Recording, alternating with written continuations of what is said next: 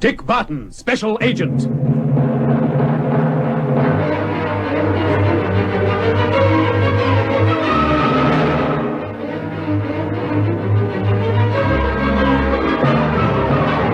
Wilhelm Kramer and his gang have captured the secret weapon, also one of the two scientists who invented it. But Kramer is still short of some vital information before he can operate it.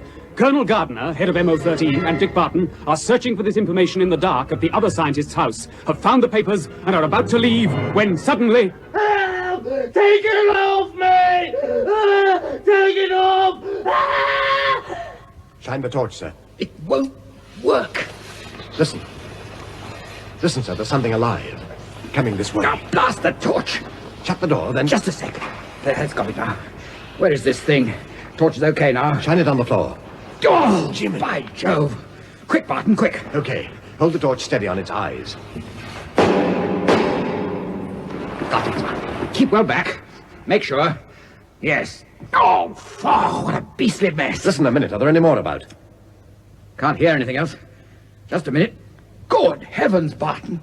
The room is full of glass cases, look. And every case has got live... Oh, what are they? Looks like some species of spider to me. Never saw any spiders like this before. Look at the size of the one I shot. Wonder why it was sliding across the floor to us. Should have thought it would have run at us. Damaged, maybe, when our friend knocked over its case. Yes, look at its legs. But what about our friend? Let's take a look at him.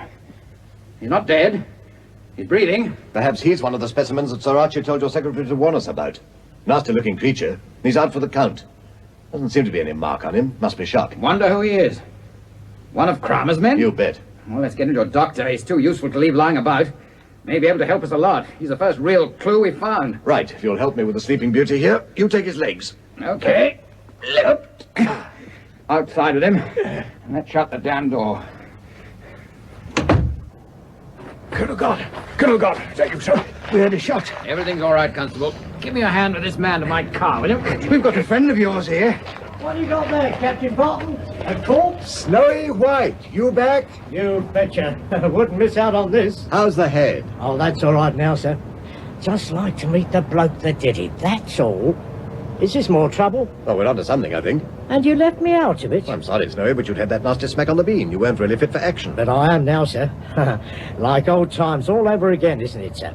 Reckon we're lucky, you and I, getting into this racket. Reckon we are, Snowy. Well, what's the setup now? Well, the other side seems to have scored most of the points up to now. A fellow called Kramer's the leader of the opposition. Any idea where he hangs out? No, but that fellow we've just captured in this house may be one of Kramer's crowd. Put him in the car. I'll take him back to my office, and by tomorrow morning, things should be moving. Barton, you and your friend, get some shut-eye and be at my place by 10. Right, sir, and at 10 tomorrow morning we move over to the attack. You took the words out of my mouth. Well, good night. Good night. Good night, sir. And don't dream of spiders.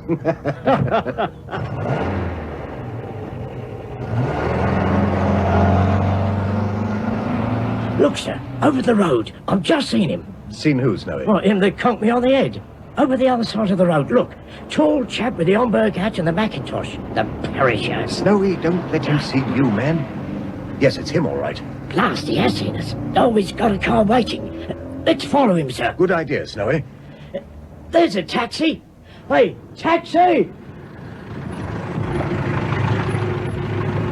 Follow that car. Quick, driver, there's a quid for you if you don't lose him. Good enough. Hop in. The lights are against him.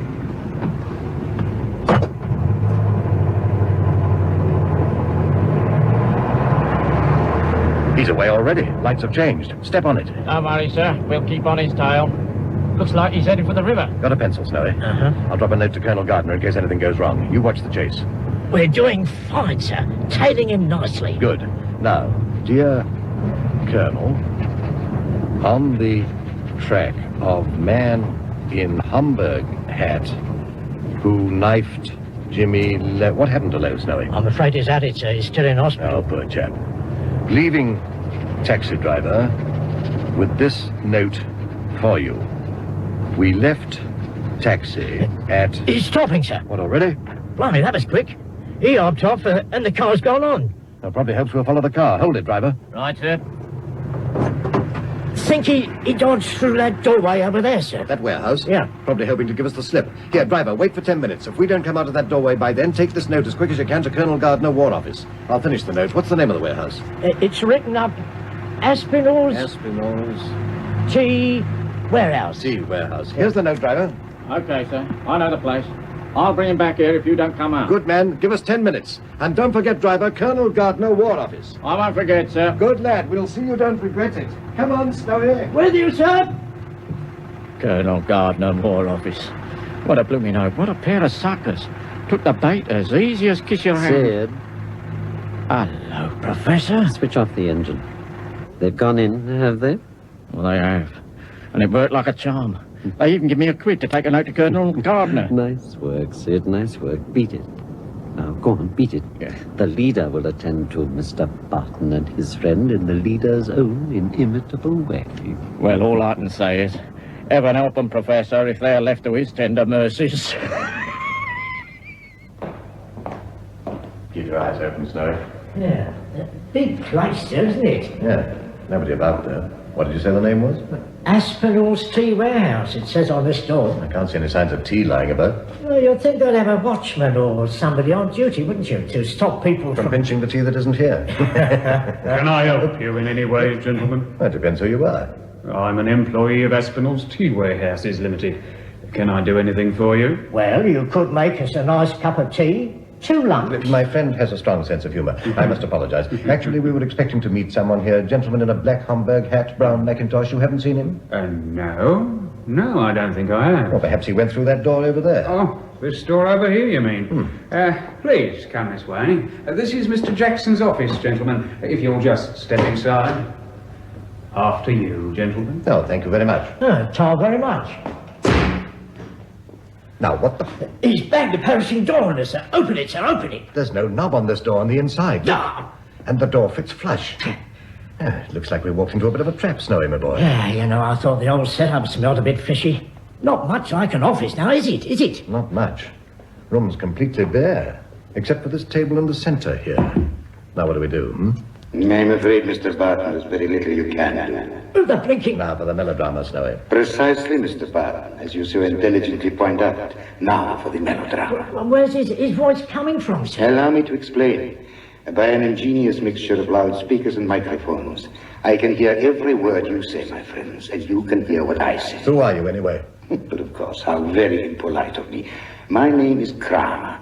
Wilhelm Kramer. Blimey, the kingpin himself. The kingpin himself, as your friend so aptly phrases it, Mr. Barton. But as the hour is late, I suggest we do not waste time. First, you appreciate, I trust, that our friend, the professor as we call him, the man in the black Homburg hat, was sent as a decoy to lure you here. Oh, I see the spider and the fly, eh?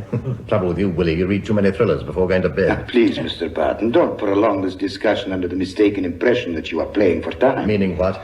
Only that the taxi driver who brought you here was also one of my men, so that the little note you wrote to Colonel Gardiner was delivered to me. Oh, Lord, that's a perishing nuisance, isn't it, sir? Not really, Snowy. Wait and see.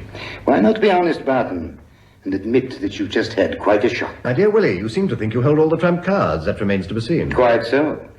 Now, I have a proposition to make to you. What sort of proposition? I need new recruits in my organization. Men such as yourself, and for that matter, your friend. Hear that, Snowy?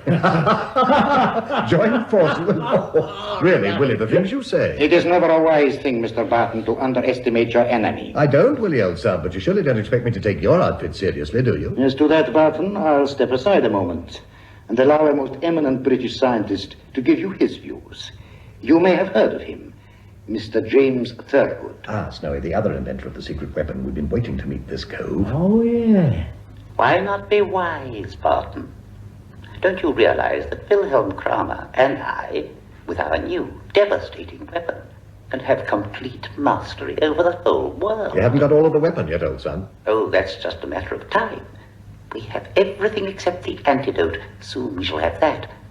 Then, Barton, we shall be masters. Masters! Oh, gets on my nerves, this bloke does, sir. Can't we switch him off? Do you realize what we offer you, Barton? A share in the complete domination of the civilized world as we know it. I hate to say it, James Thurgood, but you bore me. Go away and leave us in peace. Mr. Barton, both I and Mr. Thurgood have asked you to join our party of your own free will. And like the girl in the song, Willie, our answer is no, no, 1,000 times no, ain't it, Snowy? That's right, sir. In that case, I'm afraid we shall have to use a little persuasion. Ah, now the melodrama's really beginning, Snowy. I hope, Mr. Barton, that you will continue to find the whole affair as big a joke as you seem to have done so far. Probably laugh our bloomin' heads off, will he? I hope so. But in actual fact, if anyone derives any amusement from the next few minutes, I rather think it will be Mr. Thurgood and myself. Oh, get on with it. I have already begun to do so. If you look into each corner of the room you are in, Mr. Barton, you will see that 4 small trapdoors have opened. Blimey, sir. He's right. Look. Now, Mr. Barton, let us see how much longer you continue to treat the affair as a joke. Watch those little entrances most carefully.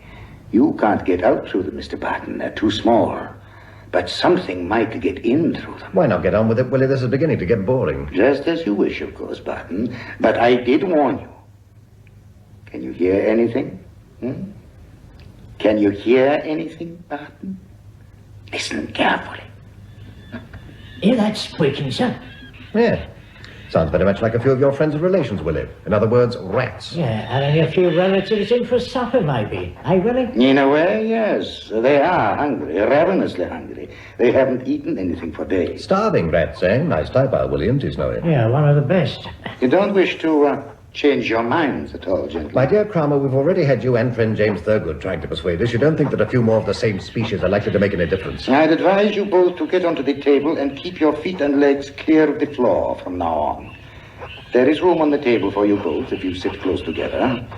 You will observe that the legs are made of tubular steel. The rats cannot climb up them, so that you are relatively safe, as long as you don't fall off. Oh, come on, Willie. Let's see your little pets. Oh, one thing more.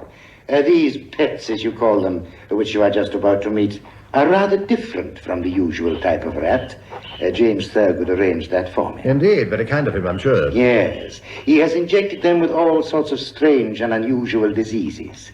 Rabies, bubonic plague, quite a number. The slightest bite from one of them. And well, Mr. Barton, it will be interesting to see just what happens to you. Most interesting. You filthy swine, Cromer. Come, my dear Barton. What has happened to the gay laughter, the merry jests? Not getting scared, I trust? Very soon there will be enough of my little pets in this room to keep your mind occupied all night. So I'll leave you until the morning. 3 rousing cheers. But if before morning you should wish to change your minds, just shout. Nasty thing, bubonic plague. I shall look forward to meeting you again, Cromer, in slightly different circumstances. The likelihood of that seems at the moment to be remote. I'll say good night, see you in the morning, and leave you both to your thoughts and the rats. Oh, Jock, sir. Here they come. I want to this table. Quick! Right beside you, Snowy. They kind of look ugly, don't they?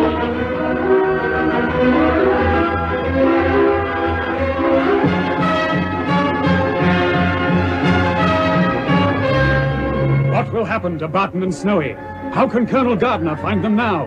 Will the rats get their meal?